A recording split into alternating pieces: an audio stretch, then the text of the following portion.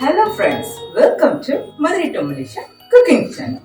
நம்ம சேனல்ல மதுரை கறி தோசையில இருந்து மலேசியன் கறி பாப் வரைக்கும் எல்லா ரெசிபிஸுமே கிடைக்கும். நீங்க எந்த ரெசிபிஸ் வேணாலும் எடுத்து செய்யலாம். இன்னைக்கு நம்ம என்ன பார்க்க போறோம்னு பாத்தீங்கன்னா சிக்கனையும் அது கூட கொஞ்சம் காய்கறிகள் கூடவே சக்கரவள்ளி கிழங்கு. இப்ப இதான் சீசன். இதை வச்சு சிம்பிளா ரொம்பவே அசத்தலான ஒரு சிக்கன் கிரேவி தான் பண்ண போறோம். வாங்க எப்படி பண்ணலாம் பார்க்கலாம்.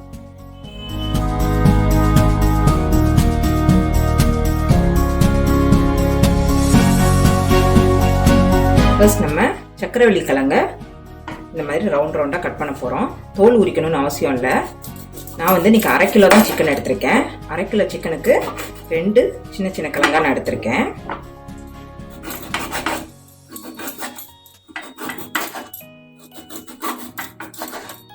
பாருங்க, இந்த மாதிரி சக்கரவள்ளி கிழங்க ரவுண்ட் ரவுண்டாக கட் பண்ணி எடுத்துக்கிட்டேன். இப்போ சிக்கன் செய்ய ஆரம்பிச்சிடலாம். கொஞ்சமாக நல்லெண்ணெய் சேர்த்துக்கலாம். எண்ணெய் நல்லா காஞ்சிருச்சு. இப்போ பூண்டையும் வரமிளகாவும் எடுத்திருக்கேன். இது ரெண்டையும் சேர்த்துக்கலாம். இதை நல்லா வறுத்துக்கலாம். பாருங்க, மிளகா வத்தலும் பூண்டும் நல்லா வறுப்பட்டுருச்சு. இப்போ இது கூட வெங்காயம் சேர்த்துக்கலாம். வெங்காயம் நான் பொடியா கட் பண்ணாம இந்த மாதிரி கியூப்பா எடுத்திருக்கேன். இந்த கிரேவிக்கு இப்படிதான் பண்ணணும். நான் 2 பெரிய வெங்காயம் எடுத்திருக்கேன். சேர்த்துக்கலாம். எல்லாத்தையும் நல்லா வதக்கிக்கலாம்.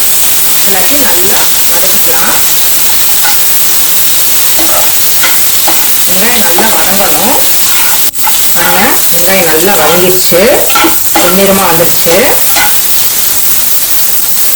இப்போ இது கூட கட் பண்ணி வச்சிருக்க குடமிளகாயை சேர்த்துக்கலாம். நான் சின்னதா 3 குடமிளகாய் எடுத்திருக்கேன். அதையும் பொடியா கட் பண்ணணும்னு அவசியம் இல்லை. இந்த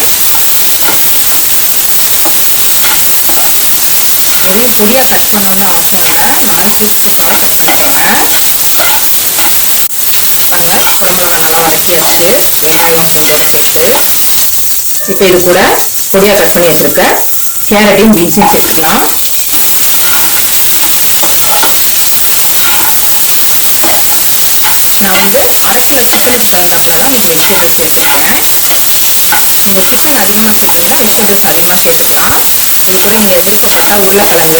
சிக்கன் எடுத்ததுனால தான் இங்கே வெஜிடபிள்ஸ் சேர்த்துருக்கேன். நீங்கள் சிக்கன் அதிகமாக சேர்க்குறீங்கன்னா வெஜிடபிள்ஸ் அதிகமாக சேர்த்துக்கலாம். ஒருவேளை நீங்கள் விருப்பப்பட்டால் உருளைக்கிழங்கு, காலிஃப்ளவர் எல்லாம் சேர்த்துக்கலாம். அப்பதான் டேஸ்டாக இருக்கும். இந்த காய் நல்லா வதக்கிக்கலாம். இப்போ இது கூட ஒரு 1/2 டேபிள் ஸ்பூன் உப்பு சேர்த்துக்கலாம். இந்த காய், வெங்காயம் எல்லாம் நல்லா வதங்குறதுக்காக நான் உப்பு சேர்த்துருக்கேன். பாருங்க, இப்போ நம்ம போட்ட கேரட், பீன்ஸ் எல்லாம் நல்லா வதங்கிடுச்சு. இப்போ இது கூட கட் பண்ணி வச்சிருக்க சக்கரவள்ளி கிழங்கு சேர்த்துக்கலாம். இந்த ரெசிபிக்கு முக்கியமே சக்கரவள்ளி கிழங்கு தான். அது போட்டாதான் இந்த கிரேவி ரொம்பவே டேஸ்டா இருக்கும். இப்போ எல்லாத்தையுமே நம்ம நல்லா வதக்கிட்டோம். இப்போ இந்த ஸ்டேஜ்ல நம்ம சிக்கனை சேர்த்துக்கலாம். சிக்கனை நல்லா வாஷ் பண்ணி வச்சிருக்கேன்.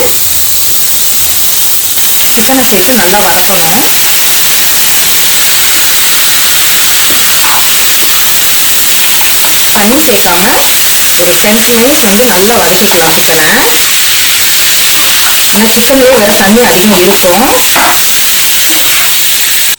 இப்போ சிக்கனை நம்ம ஒரு 10 மினிட்ஸ் நல்லா வதக்கியாச்சு.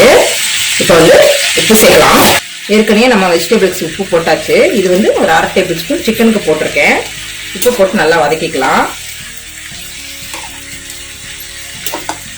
இப்போ நல்லா வதக்கியாச்சு. இதை ஒரு 1/4 மணி நேரத்துக்கு மூடி வச்சு வேக விட்டுறலாம்.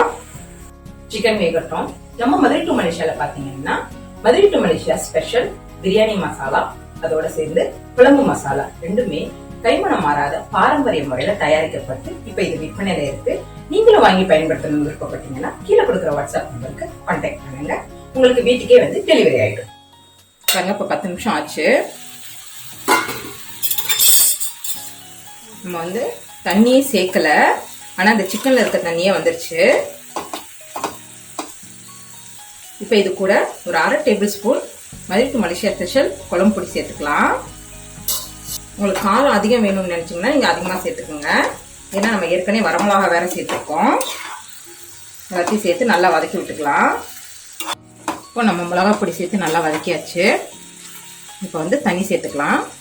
தண்ணி வந்து அதிகம் சேர்க்க வேணாம், கோழி வேகிறதுக்கு தகுந்தாப்புல சேர்த்துக்கலாம்.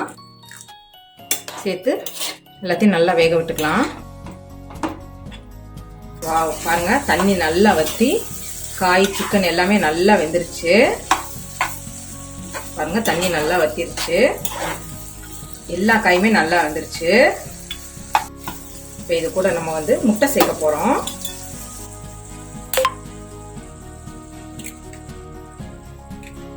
நான் வந்து 2 முட்டை எடுத்திருக்கேன். நம்ம முட்டை சேர்த்து கிண்டி விடக்கூடாது, அப்படியே மூடி வச்சிடலாம். இப்போ ஓபன் பண்ணிடலாம்.